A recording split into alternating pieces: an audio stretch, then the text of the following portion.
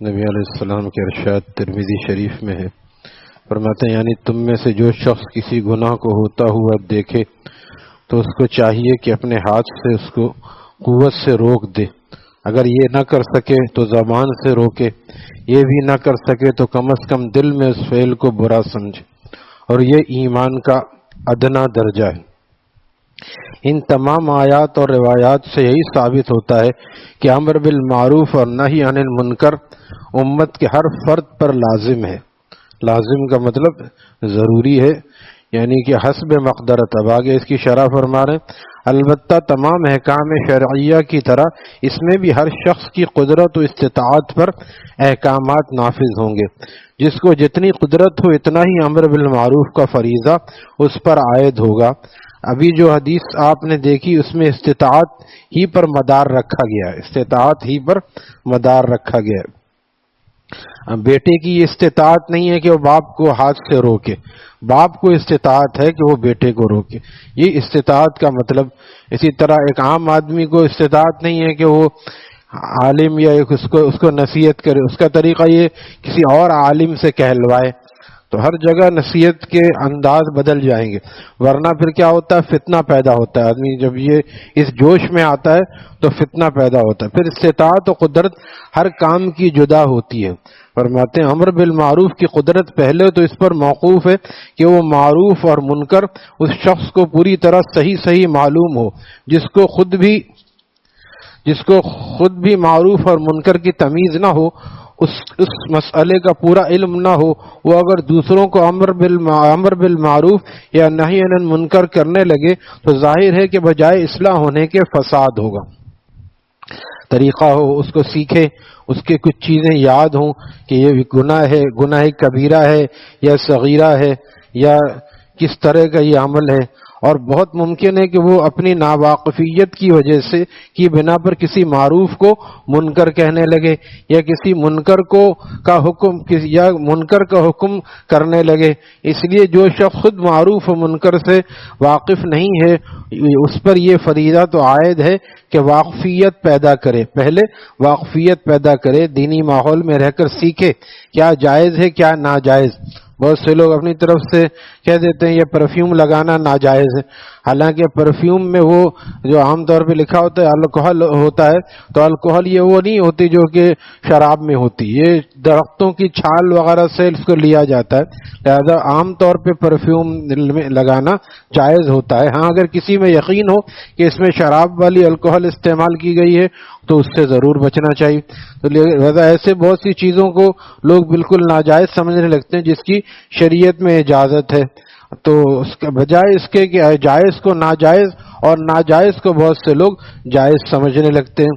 جیسے اس کو مفتی تقی صاحب نے لکھا ہے کہ ہمارے پڑوسی کہنے لگے، فلاں صاحب کہنے لگے کہ ہمارے پڑوسی بہت اچھے آئے ہیں، ان کو اپنی کمپنی سے دوائیں ملتی ہیں اور وہ ہمیں بھی پڑوسیوں کو پورے محلے والوں کو لا کے دیتے ہیں کہ دوائیں وہاں سے ان کو مفت ملتی ہیں، وہ محلے والوں کی خدمت کر رہے ہیں۔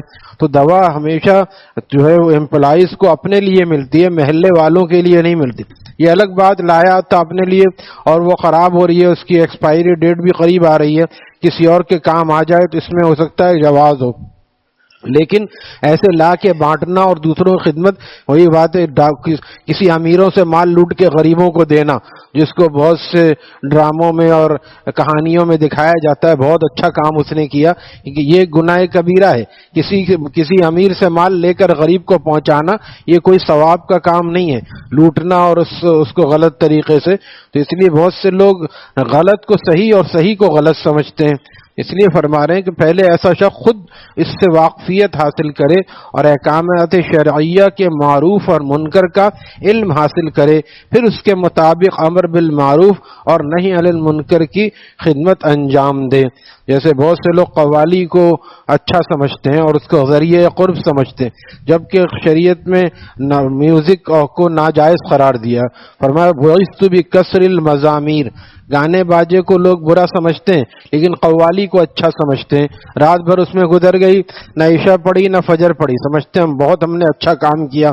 تو تو نماز تو پڑھی نہیں. اگر نماز پڑھ بھی لی بالفرض عشاء پڑھ کے کوئی شامل ہو اور فجر بھی پڑھ لے تو بھی میوزک کا سننا ناجائز ہے.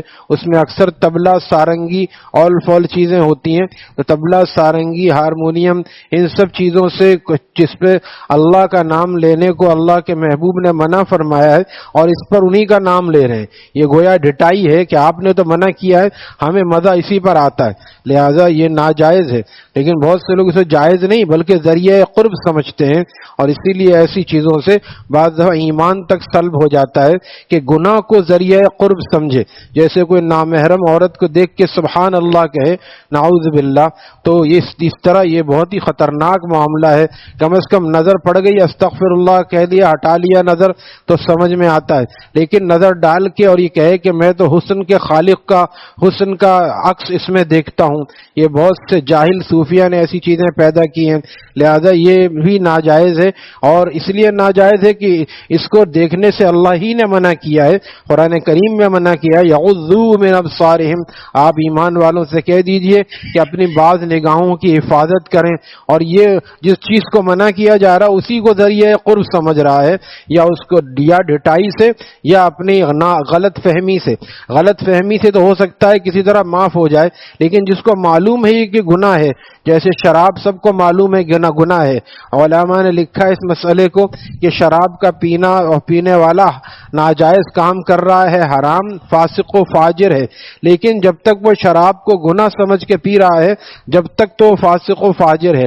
اگر وہ شراب کو پیتے ہوئے بسم اللہ الرحمن الرحیم پڑھ لے تو وہیں پہ کافر ہو جائے گا, کیونکہ وہ اللہ کے نام کے ساتھ مذاق کر رہا ہے, دین کے احکامات کے ساتھ مذاق کر رہا ہے. تو مذاق فی الدین جو ہے یہ کفر ہے. داڑھی نہ رکھنا اور کٹانا ایک مٹھی سے کم گناہ ہے, لیکن داڑھی کا مذاق اڑانا بھی کفر ہے. سنت کا مذاق اڑانا, دین کا مذاق اڑانا یہ کفر ہے. نہ رکھنا یہ گناہ ہے, لیکن اس کا مذاق اڑانا کفر ہے. روزہ نہ رکھنا گناہ ہے, گناہ کبیرہ ہے, لیکن اگر کوئی یہ کہے کہ اللہ کو ہمارے بھوکا رہنے سے کیا ملتا ہے اور ہمارے پاس کھانے کی کمی تھوڑی ہے جو ہم بھوکے رہیں. بہت سے لوگ اپنے دفاع میں ایسی بات کرتے ہیں جس کو کہتے ہیں کہ عذر گناہ بدتر از گناہ. ایسا عذر پیش کرنا کہ جو صحیح نہیں ہو. ایک تو آدمی کہے میں بیمار ہوں, کمزور ہوں, چلو گناہگار ہوں کسی طرح, چلو وہ گناہگار تو ہے, کافر نہیں ہوگا, لیکن اگر ایسا جملہ کہہ دے گا تو وہ کافر ہو جائے گا. آج ہمارے معاشرے میں بہت سے ایسے جملے چل رہے ہیں جو بعض دفعہ بعض گانوں سے لیے جاتے ہیں اور بعض دفعہ ایسے ہی فلموں اور ڈراموں سے لیے جاتے ہیں. کہتے ہیں فلانے نے کہا ہے, جب جیسے بہت مشہور ہے کہ جب اللہ سے ہم نہیں ڈرتے تو بندوں سے کیا ڈریں. زاہد شراب پینے دے کعبے میں بیٹھ کر, شاعر کہتا ہے زاہد شراب پینے دے کعبے میں بیٹھ کر, یا وہ جگہ بتا دے جہاں پر خدا نہ ہو. نعوذ باللہ, یعنی ہم تو کعبے میں بیٹھ کے گناہ کریں گے, مسجد میں کریں گے, اللہ تو ہر جگہ موجود ہے, لیکن شرم و حیا کا بھی کچھ تقاضا ہے. وہی سگریٹ بچہ جو ہے وہ باہر پیتا ہے, نوجوان بچہ بعض دفعہ غلط ماحول میں پڑھ کر 18-20 سال کے لڑکے سگریٹ پیتے ہیں, لیکن پتہ چل جائے کہ ابا کے آنے کا وقت ہے تو بچہ سگریٹ نہیں پیتا. یہ اس کا ادب ہے. باپ کے سامنے سگریٹ پینا, استاد کے سامنے یہ اس کی انتہائی بے ادبی ہے.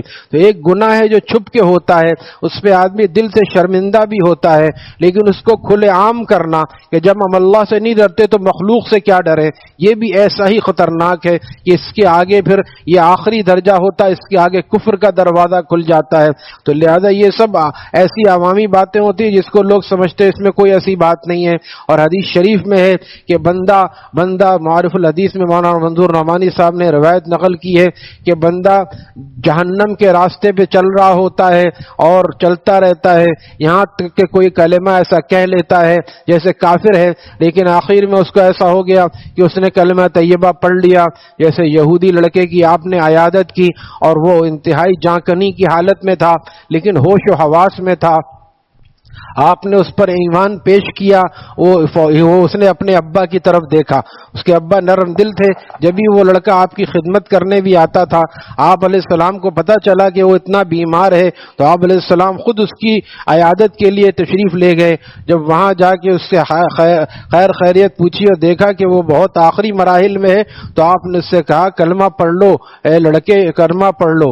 اس نے اپنے ابا کی طرف دیکھا، اس کے ابا نے بھی اجازت دے دی، پڑھ لو بیٹا، اس نے پڑھ لیا۔ اب دیکھیے ساری زندگی تو گناہ میں گزری، ایک کلمہ کہنے سے اب وہ جنتی ہو گیا، ایک کلمہ۔ تو آدمی بہت سی دفعہ ایسا ہوتا ہے کہ زندگی اس کی خرابی میں گزری، آخر میں کوئی کلمہ ایسا کہتا ہے جس سے اس کی مغفرت ہو جاتی ہے۔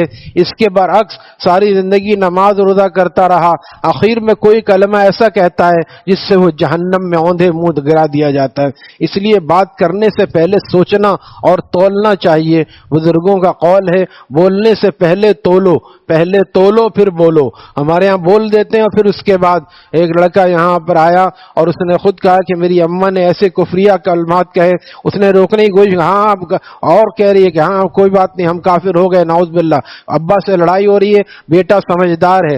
اب جب بعد میں غصہ ٹھنڈا ہوا تو نکاح کی تجدید دوبارہ کرنی پڑی۔ جب علماء سے پوچھا کہ آپ دونوں ساتھ نہیں رہ سکتے کیونکہ بیوی ایسے کلمہ کہنے کی وجہ سے کافرہ ہو گئی، اگر شوہر بھی ایسا کلمہ کہے تو وہ کافر ہو جائے گا، اب بغیر دوبارہ نکاح کے دونوں نکاح میں نہیں آ سکتے۔ لہذا بعض دفعہ آدمی کلمہ بھی پڑھ لیتا ہے، توبہ بھی کر لیتا ہے، لیکن نکاح کرتے ہوئے شرم آتی ہے۔ وہ لڑکا سمجھدار تھا، وہ یہاں آیا اور اس نے گواہ بن کے پھر گواہ کے موجودگی میں اپنے اماں ابا کا نکاح کروایا، اپنے ابا کو لے کر آیا۔ لہذا ایسے حالات ہو جاتے ہیں، ایک کلمہ ایسا نکالنے سے آدمی بعض دفعہ غلط فہمی، نافہمی میں، کم فہمی میں، یا بعض دفعہ غصے میں ایسے جملے کہتا ہے جس سے دین سے باہر ہو جاتا ہے۔ اس لیے سوچ سمجھ کے الفاظ کو اختیار کرنا چاہیے، اور اسی لیے جو بات سمجھ میں نہ آئے پھر اہل علم سے پوچھ لینا چاہیے۔ اللہ تعالی ہمیں مسائل سیکھنے اور عمل کرنے کی توفیق عطا فرمائے۔ الحمدللہ۔